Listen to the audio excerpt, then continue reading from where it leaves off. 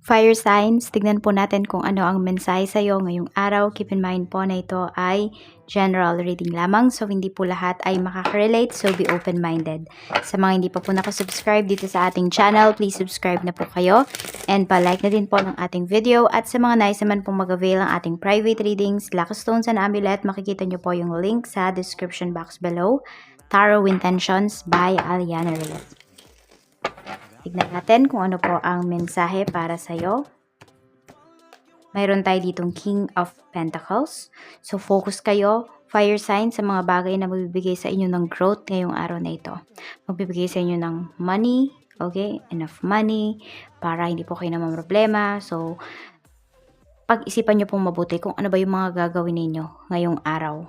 Yan, para hindi po sayang yung inyong yung inyong 24 hours, yung inyong oras ngayon.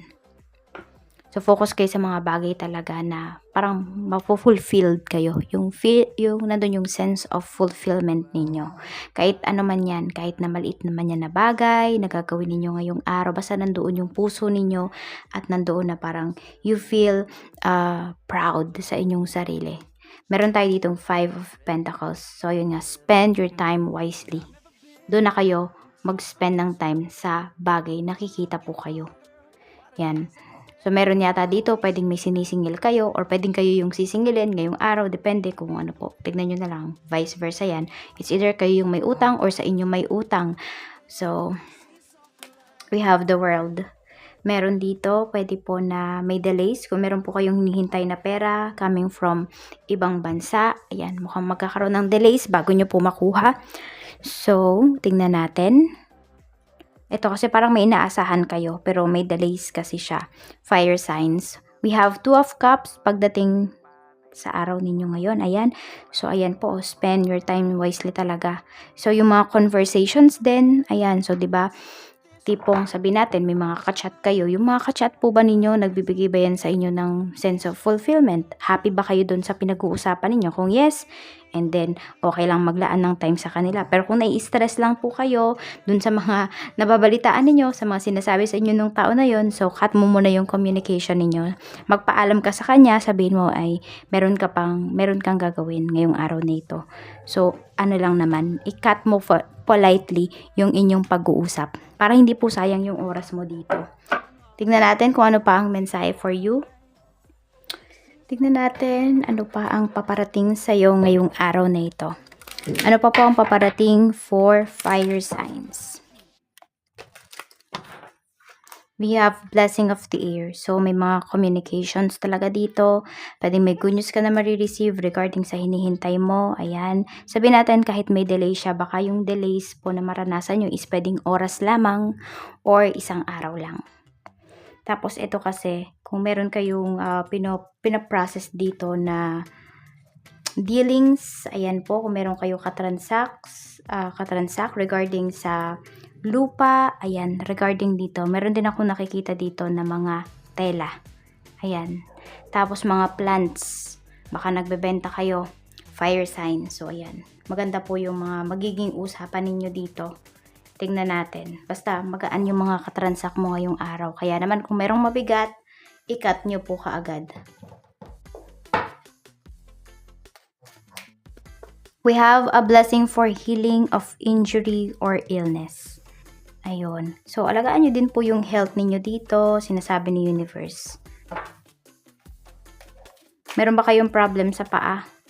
Ayan. Or sa ugat? Baka hindi kayo makalakad or hindi kayo makalakad ng maayos, ng matagal, makatayo ng matagal. Fire signs. Yan. So, i-address nyo po yung mga nararamdaman ninyo para mabigyan po ng solusyon. At I mean, i-address, patingin po kayo sa doktor. At saka wag nyo pong paliwalain yung inyong mga nararamdaman. Kasi baka yan, mas malaki pa yung maging magastos nyo dito.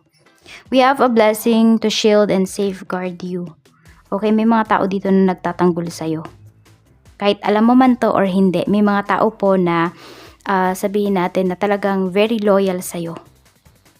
Fire signs, tipong kahit di mo sila binayaran, wala naman silang nakukuha sa'yo, very loyal sa'yo yung mga taong to. Pag may nasasabi yung isang tao regarding sa'yo, pinagtatanggol ka nila.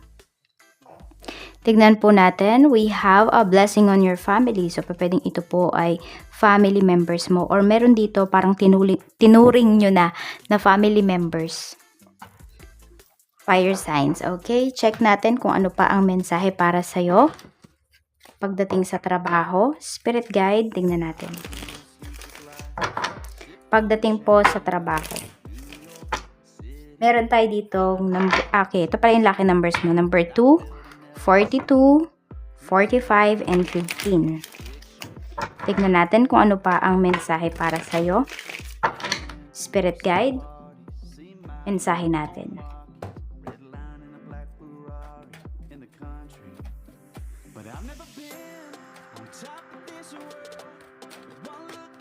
We have 3 of Pentacles. So, worth it po kung ano man yung tinatrabaho ninyo ngayong araw na to. Yan. Hindi man siguro kayo mabigyan ng bonus, pero worth it kasi ginawa nyo yung best nyo, pinigay nyo yung best nyo, fire sign. So, parang yun pa lang is parang fulfillment na po para sa inyo. Tingnan natin. So, meron dito kasi syempre, di ba sinisweldohan naman kayo. So, parang hindi na kayo naghahangad ng mas pa. Ayan. So, parang ano lang, you enjoy your work lang talaga. Meron po sa inyo dito ganun. Parang happy na kayo na nagawa nyo yung trabaho ninyo. Diba? Kahit minsan hindi kayo nare-recognize, okay lang. Basta alam mo na trinabaho mo talaga yung trabaho mo. Meron tayo ditong 7 of Swords pagdating po ito sa inyong negosyo. So ito, kailangan maging maingat po kayo pagdating sa negosyo nyo. Kailangan maging matalas yung inyong isipan. Kasi pwedeng meron dito niloloko kayo. Fire signs. Pwedeng ito ay client ninyo, meron din naman po dito, pwedeng staff, or kung sino man talagang mga involved dyan sa negosyo ninyo. Kaya wag kayo talaga basta-basta magtitiwala. Kailangan po hands-on kayo pag kayo ay mayroong business. Be hands-on sa business. Meron tayong Ace of Cups pagdating ito sa money. So, kung meron man ditong hindi matuloy na transaction, always remember na pinoprotektahan na po kayo ni Universe. Ibig sabihin, pwede kasi na kung matuloy yung transaction na yon regarding your finances, is magkaroon pa kayo ng problema. Yan. Meron din naman dito talagang magpo-pursue yung inyong pinag-usapan. You will gain money here. Ayan. Some of you po, yung mga transactions ninyo talaga na pinapakita dito, fire signs ay galing pa sa ibang bansa. So, ayan. Meron tayo ditong 10 of Swords regarding naman po ito sa iyong love life. So, meron kasi dito, pwedeng hindi ko alam kung kagagaling nyo lang ba sa breakup, sa divorce, sa separation from your person. So, pwedeng ito, nandito yung family mo, yung mga anak mo, nakabantay talaga sa'yo. Ginaguide ka. So, ayan po. Meron tayo ditong 10 of Swords and we have strength. Nagpapakatatag yung iba sa inyo. Pwedeng meron dito single mom, single dad po kayo. So, nagpapakatatag. Ayan. We have 2 of Swords. Meron din dito, pwedeng ayan, meron naman nagdadalawang isip kung pababalikin nyo pa ba yung person ninyo kasi nga baka nagloko. Ayan. Hindi lang kayo yung nasaktan, pati po yung inyong mga anak. Or, hindi lang kayo yung nasaktan, pwedeng yung family ninyo kasi nag-expect doon sa person ninyo. Yan. Kasi iba sa inyo, open kayo.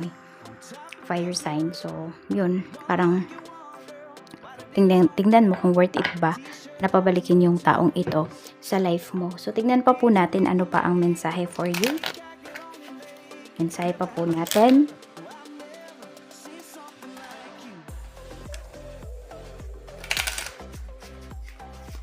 We have Herate.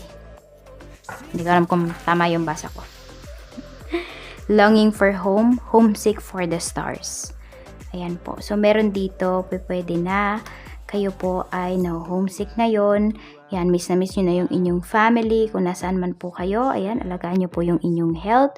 Hindi lang yung physical health niyo, pati na rin po yung inyong mental health. Longing for home kasi. So, pwedeng iba, pwedeng nasa bahay kayo, pero feeling ninyo ang layo-layo ng mga kasama ninyo sa bahay. Pwedeng nasa isang group kayo, nasa isang circle of friends kayo, pero hindi nyo nararamdaman yung suporta nila. Parang feeling mo out of place ka. Mensahe natin, Spirit Guide. we need to let each other go. So, ito, meron nga po dito. Mukhang magde-decide na talaga kayo na mag-let go mula sa taong ito. Pwede kasi na hindi na po talaga healthy yung binibigay niya sa inyo na energy. Okay, hindi na healthy yung taong to para sa inyo. Siguro, taranay nyo naman lahat. You give your best, pero your best is not enough para sa taong to. Ayan lang po. Huwag niyong saluhin lahat ng problema sa mundo. Diba? Kung hindi talaga para sa inyo yung isang bagay, huwag niyo pong ipagpilitan kasi mahihirapan lang talaga kayo. Even katulad nitong reading natin, kung hindi po ito nag-resonate sa inyo, let go nyo lang po kasi merong ibang tao na tsak makaka-resonate dito. Okay lang po yan. Let go nyo po. Pati na din yung mga negative energies, yung mga negative thoughts ninyo, fire signs, let go nyo na rin po yan. Ayan lang po. Maraming salamat. Mag-ingat kayo always and more blessings to come.